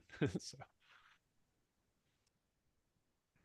All right, so I'm gonna attempt to try and answer this, but I am not the engineer. So the sodium ion battery, what it is so both lithium ion and sodium ion are chemical based batteries. They both do have overheating potentials. So one of the things, as we noticed, that batteries tend to overheat. So they both, you need to be careful of overheating potentials with them. Also with the chemical energy, if you overheat, you can cause fires. That is also one of the risks with both of these technologies as well. So these are some of the things that we're trying to take into account when looking at these. I'm not sure, like Philip, you came off mute if you have things to add. Yeah. What I was gonna say is, John, I think that was a good advice at the beginning. Like, well, you know a lot about the lithium ion already, right? In fact, we may have gotten bids for those in our RFP. With response to your question on what really differences other than the chemicals. I did read an article a while back that talked about the sodium ion batteries being, when they get up to full production scale, being cheaper. But also that in this article said, like, where you get the raw inputs, 90% of the world's supply is in Wyoming. So that might be a really important difference. And so kind of my takeaway from your discussion is like, well, you probably already studied the heck out of lithium ion. Maybe you think about something you haven't studied so much, right? Well, I mean, actually, that could be it. I will say that you actually answered the question I was asking, like kind of really directly, which is that I know one of the concerns with lithium ion is the sourcing of some of the components. A lot of it's overseas, and there's like some uncertainty about supply chain, which could cause potential delivery risk, right, or price risk, or something like that. Whereas when more of it is sourced more locally, I guess Wyoming is not super local, but more locally, there may be some less risk there, and I just didn't know if that was the delineation between the two. So I think it's kind of interesting. I welcome. I don't have a preference, but I, I would say that if you haven't studied sodium ion before and you already have a good beat on lithium ion, it might be interesting to have the work done on sodium ion. And also, I'll just caution you, that's an article I read on the internet. So, actual results may vary. For sure. I want to just touch on Kate's question real quick. For those of you on the phone, Kate was asking is there a reason why these decisions need to be binary? So in the way it's shown on the screen is, sodium ion versus lithium ion. And I think there's a bit more nuance to it. Elizabeth, do you want to just explain? Yeah, so I mean, just to clarify, the IRP is mostly a great place to study these different types of technologies. This is not going to be our shopping list, just because if we lock in to say, oh, let's study, for example, sodium ion for this IRP, we're not going to only build sodium ion in the future. This is not an acquisition process. To say this is not the shopping list we'll come out with for future actual resources we'll do. This is really a great place where we set up our resource needs, study like how these different durations of batteries can help meet our needs in different ways. And that's the important piece we're trying to get to is there's different technologies that will get you to these different durations. We're just trying to pick one as a generic resource, mostly really focusing on the duration itself is the important piece and how it can meet loads and needs, resource adequacy over time. And just really focusing on, yes, we do need to make a decision, one technology per, so it'll be 3 different energy storage technologies we'll end up with in the IRP, kind of under these different categories, but just really iterating, this is definitely not the shopping list for the future. Yeah, thanks for that, Elizabeth. Let's go to Joel, go ahead. Thanks. Yeah, I had a similar question to what Kate put in chat, so I appreciate that response. That'll keep my questions a little shorter. And I really appreciate the sort of thoughtful approach that PSE is taking on this analysis of comparison of different emerging technologies. And this is a real improvement over what we did in the 23 IRP from my perspective. So I think I just want to appreciate you all for that. And that's all in part to say I don't want to shortcut that process by providing too much of a preference for one over the other, because it sounds like you all are looking into it and Black and Beach is looking into it pretty thoroughly. It's also hard to kind of give a preference without knowing what the cost information is on these and some of the other operational characteristics.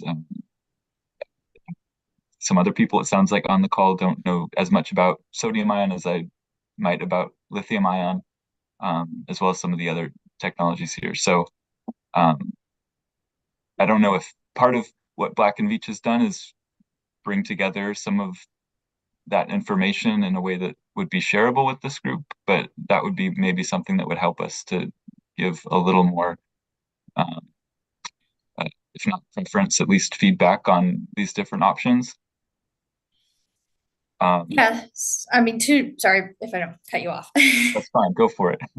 Yeah, so yes, Black and Beach will be providing a report on these different technologies, which will go into a little bit more details. We're working on kind of getting that from them, hopefully to share with the group. So that will also help inform kind of as well.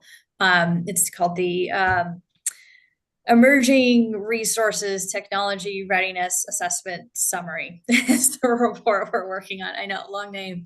But yeah, that's something we were hoping to share. We're just kind of working on getting that together. Awesome. And will that be available to this group, do you think? Or is that something you could share for us to digest as well?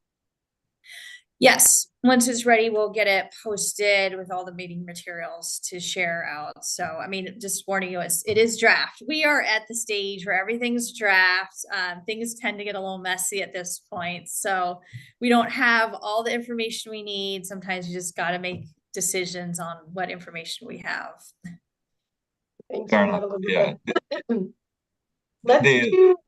Go ahead, Joel. Sorry, Sophie. Yeah, the only other question I had was about the 2 medium storage. Are both of these I mean, I understand pumped hydro is geographically constrained, and I think that CAES might be also. Are there any medium duration storage solutions that you all are exploring that could be placed anywhere in similar fashion to some of the other short and long duration storage options? You are correct on the geographical constraints of some of these. So the compressed air energy storage, some of the projects they're looking at, if there's these natural forming caverns that can be airtight, you can use that. It's something we don't have in our area. Otherwise, you'd have to look into above ground storage, which also can be pretty costly to get these above ground storage for the compressed air. Same thing, pumped hydro storage does use a lot of land. A lot of the medium storage, especially if these are the mechanical storage, will require quite a bit of space to do these. So that is some of the considerations. Like we'll have kind of more information on how much space is required and some of the requirements as well once we kind of get that Black and Veatch report. But yeah, it's a lot of space required to do these or some specific geological formations. Pump storage we do have already existing in the region. The question is, can we get new pump storage, which is what we've also been looking. So that's the question of some of that as well. And so just before we turn to Jim and John, we have about 5 minutes left, and I want to make sure Elizabeth hears from each of the durations. So if you can expand your comments on something that hasn't been discussed before, that's great. So let's start with Jim. Thanks. Yeah, I mean, I confess the clarification helps, but I'm still a little unclear on like why we'd be picking one at this stage and what the implications of that choice would be. But for short duration, it seems like, you know, lithium ion is a mature technology that currently dominates the market. And so if you're going to have to like pick one as your base assumption for IRP modeling, like that's the clear choice, so that you don't end up going with something like sodium ion that has maybe a different risk profile and there's just a lot more uncertainty about it, and you end up treating short duration storage generically as this like mysterious risky thing in the IRP that could impact resource decisions. It seems a lot better to go with the sort of current technology, and then, you know, maybe in a sensitivity or something, there's a potential for a dark horse coming in and, you know, displacing the incumbent, bringing costs down. Perhaps that reflects a misunderstanding, and I think this is, to my knowledge, like uniquely true of short duration. Like I don't know that there's a similarly dominant technology in medium or long duration, but just wanted to throw that out there. Thanks. Thanks, Jim. Any thoughts or responses before we turn to John? No, just thanks. I mean, these are good insights. It's like I said, we're really just trying to get to these specific durations. We're not, if we model lithium ion, it's not to say that we won't in future do something with sodium ion for any potential acquisitions. So we're really, this is just a generic. We're trying to set some assumptions for just an underlying generic resource, not necessarily saying this is exactly what we're going to do. It's just really to help set up kind of our modeling in terms of meeting the needs, meeting lows. Like, do we want medium duration, or are we just looking at short versus long duration? I mean, that's really how we're trying to set this up. Thanks. Let's do John, and then we'll wrap with Froy before I do a final sweep. So John, go ahead. Thanks.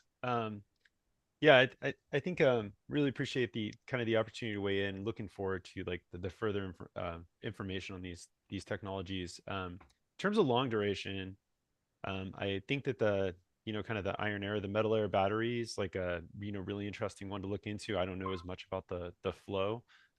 It seems like it also has some good. From what I've heard, it has a lot of good characteristics in terms of supply chains. So there's probably less risk around that. I know they're really, really heavy, but you might be able to put them at least, you know, in terms of what Joel was talking about earlier, in terms of like geography, it could satisfy something that could go in many different places other than like some of the more medium duration. So from that perspective, that seems attractive to me. I did have one question, and I don't want to expand too much because I know Sophie's trying to keep this compressed, but some of this is I'm not sure the way that you folks think about this, which is some folks think about kind of like hydrogen, and the prospect of hydrogen is like a long duration storage capability. Are you folks thinking about that in another part of your IRP? Or is that something that we should talk about here when we're thinking about long duration storage?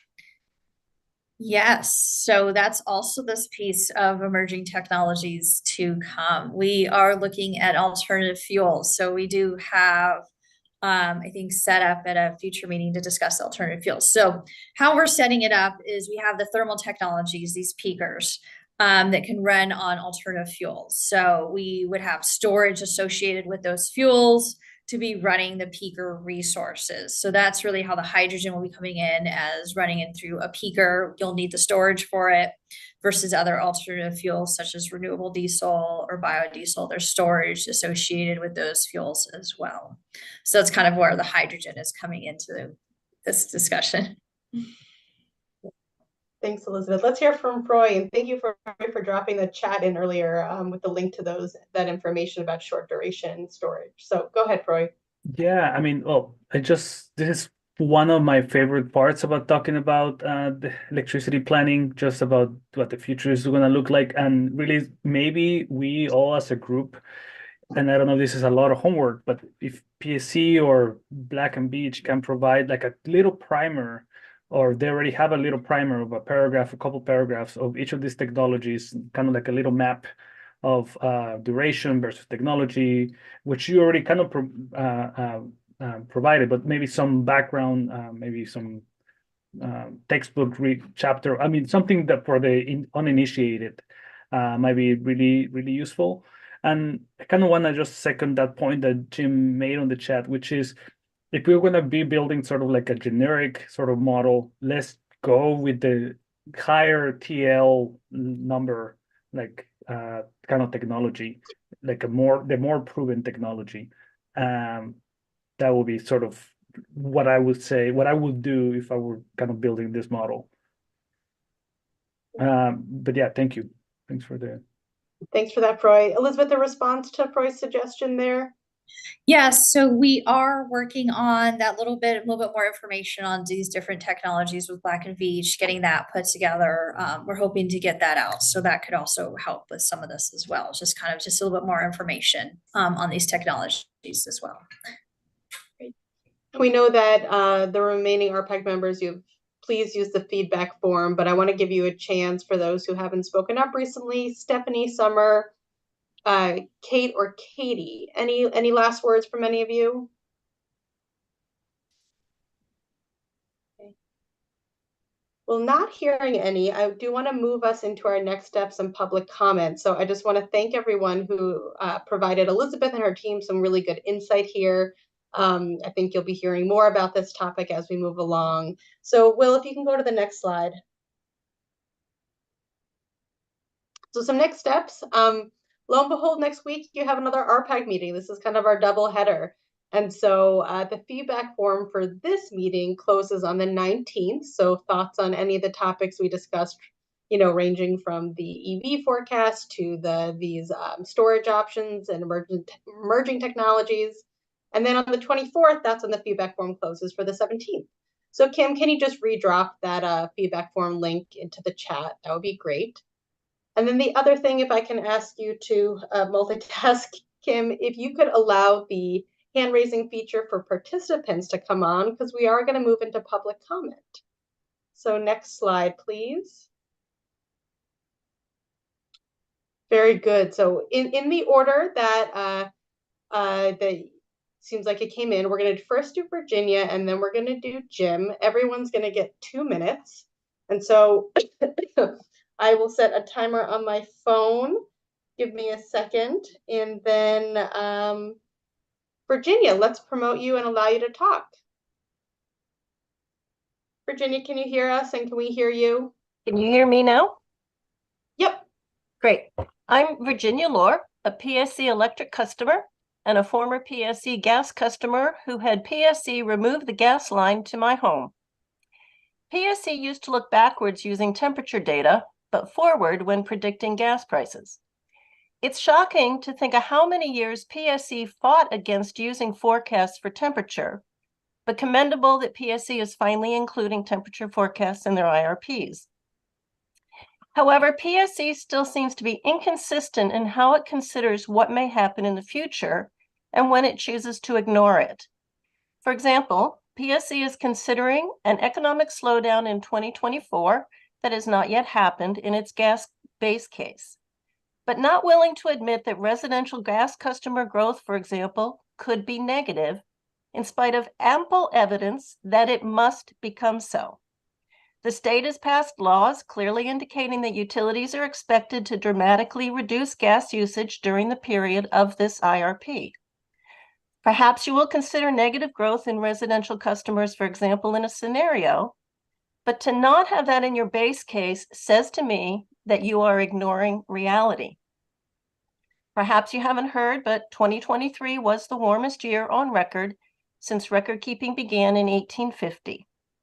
In my comments last month, I mentioned James Hansen's predictions of catastrophe already baked into Earth's warming from burning fossil fuels.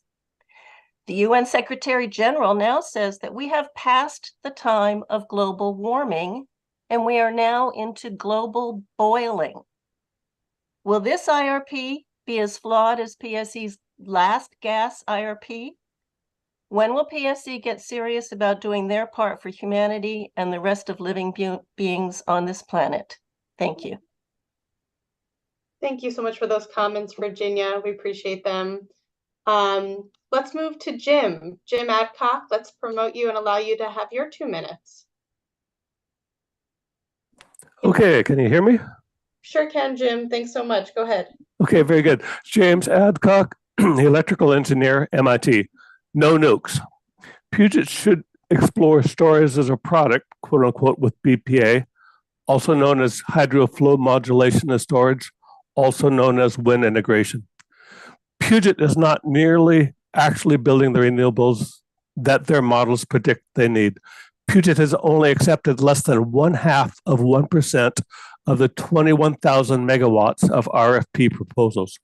Only 90 megawatts of wind nameplate, only about 35 average megawatts, only about 3% of Puget's recent average monthly megawatts of natural gas generation versus nearly 1,000 megawatts of current natural gas generation. Puget is not nearly on track to meet the CETA requirements to actually be 80% actually clean in 2030. In terms of EVs and EV management, off-peak charging, I would point out that I am one of the time of use pilot programs, and Puget has just increased my off-peak charging costs by 51%, while continuing to tell ratepayers in their weekly mailings that they have not raised those costs. Schedule 327. I wish to express concerns about hydro technology. I have been a member of the EV community for more than a dozen years, during which battery technology has improved immensely, while hydrogen technology has gone nowhere because it is too expensive and too inefficient. If used to round trip renewable energy from renewables to hydrogen and back to electricity via gas turbine, the efficiency is terrible, wasting about 2/3 of that renewable energy. Further, I am concerned about the possibility of double counting of the supposed environmental benefits of renewables.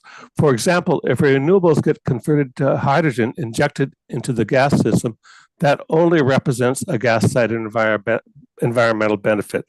It cannot also be claimed as an electrical side environmental benefit. You cannot use the same renewable energy 2 times, both on the electrical side and on the gas side. That is a basic physics impossibility. In comparison, using renewable energy. Jim, you're out of time, so you just wrap up in the next few seconds. Thanks. Okay, thank you. In comparison, using renewable electricity as renewable electricity powering heat pumps provides about 9 times more societal benefits compared to round trip hydrogen. I will stop there, even though I disagree with Sophie and Puget. Thank you so much. And again, that feedback form, if you want to elaborate. Before we wrap up, I just want to apologize. Katie, you had a question in the chat that I totally missed. It was about whether PSE has a sense of when the results from the other emerging resources assessments will be available. My understanding from PSE is that it's to be decided. They're still working with Black and Beach. Can I get a thumbs up from PSE if I got that right? It's a TBD situation. Okay, thanks, Elizabeth. So anyway, Katie, apologies for missing that in the chat. And even though typically I like to give the public the last comment, I didn't want us to avoid responding to that. So Virginia and Jim, thank you for participating in this meeting on your own time. That means a lot in terms of making sure that the public is able to pay attention and hear these items. And I just want to wrap us up now that we're at 2 o'clock and thank the RPAG members who gave up a good chunk of this Friday to be with us and to come back together next Wednesday. And many thanks to the PSE presenters as well. We'll be in touch over the coming days until we see each other next week.